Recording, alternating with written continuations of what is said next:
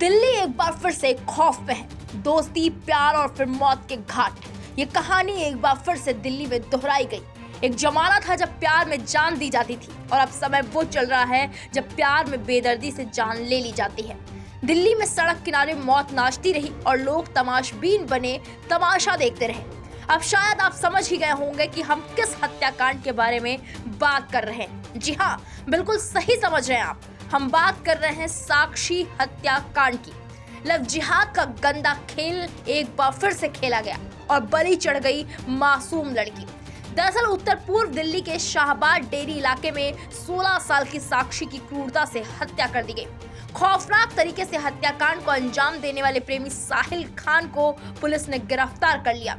शुरुआती जांच में बेहद चौंकाने वाले खुलासे हुए हैं। मीडिया रिपोर्ट्स के मुताबिक 2 दिन पहले साक्षी का साहिल के साथ झगड़ा हुआ था और उसने साहिल को खुद से दूर रहने के लिए कहा था। बताया जा रहा है कि साहिल ने साक्षी के हाथ पर प्रवीण नाम का टैटू देखने के बाद आपा खो दिया। ये भी सामने आया कि साहिल ने अपनी असली पहचान छिपाकर साक्षी से दोस्ती की थी और अब उसका सच सामने आ गया था। बता दें कि बुलंदशहर से साहिल को जब गिरफ्तार किया गया तो उसके हाथ में कलावा था। उसकी कुछ और तस्वीरों में भी कलावा नजर आ रहा है। अपने सोशल अकाउंट पर साहिल ने रुद्राक्ष की माला पहने हुए एक फोटो शेयर की है जिसमें बैकग्राउंड म्यूजिक शिवशंकर का लगा रखा है। लोगों का कहना है कि साहिल की इलाके में पहचान सन्नी के रूप में थी। वो लोगों को अपना यही नाम बताता था।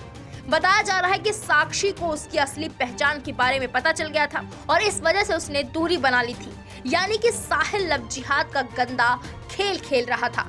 रिपोर्ट्स के मुताबिक पहली नजर में ये अचानक सनक में की गई वारदात लग रही थी, लेकिन बाद में सामने आए तथ्यों से पता चला कि साहिल ने साक्षी की हत्या की पहले से ही प्लानिंग कर रखी थी। इस लंबे चाकू से उसने साक्षी पर करीब 40 वार किए। उसे उसने हाल ही में खरीदा था। पुलिस अभी इसे रिकवर नहीं कर पाई है। पुलिस को पूछताछ में उसने बताया कि चाकू को रिठाला इलाके में फेंक दिया है। साक्षी के एक दोस्त ने पुलिस को बताया कि साहिल इसलिए गुस्से में था क्योंकि अब साक्षी ने उससे बातचीत बंद कर दी थी। वो अपने पुराने दोस्त प्रवीण से बातचीत करती थी। साहिल इस बात से जलने लगा था। झगड़े के बाद उसे लगा था कि अब साक्षी कभी उसके करीब नहीं आएगी। उसके बाद उसने उसे खत्म कर देने की साजिश रची। वहीं इस मर्डर केस में लव ट्रायंगल का भी मामला सामने आया है। बताया जा रहा है कि साक्षी की करीबी झबरू नाम के लड़के से बढ़ रही थी और इस बात का पता साहिल को चल गया था, जिसकी वजह से उसे गुस्सा आया और उसने साक्षी को मौत के घाट उतार दिया। कुछ रिपोर्ट्स में यह भी दावा किया जा रहा है कि साहिल दिल्ली में राहुल नाम से रह रहा था। यानी कि एक और झूठ। हाथ में कलावा, गले में रुद्राक्ष, इंस्टा पर शंकर भगवान के भजन, सन्नी और राहुल नाम, ये सभी बातें तमाम सवाल खड़े कर रही हैं। क्या साहिल लव जिहाद को अंजाम दे रहा था, जैसे कि लगातार आरोप लग रहे हैं? क्या केरला स्टोरी के तर्ज पर दिल्ली स्टोरी का भी खेल खेला गया? पुलिस लगातार जांच कर रही है। सबकी नजरें इस बात पर टिकी हैं कि आखिर सच की कितनी परतें साहिल ने दबा रखी हैं।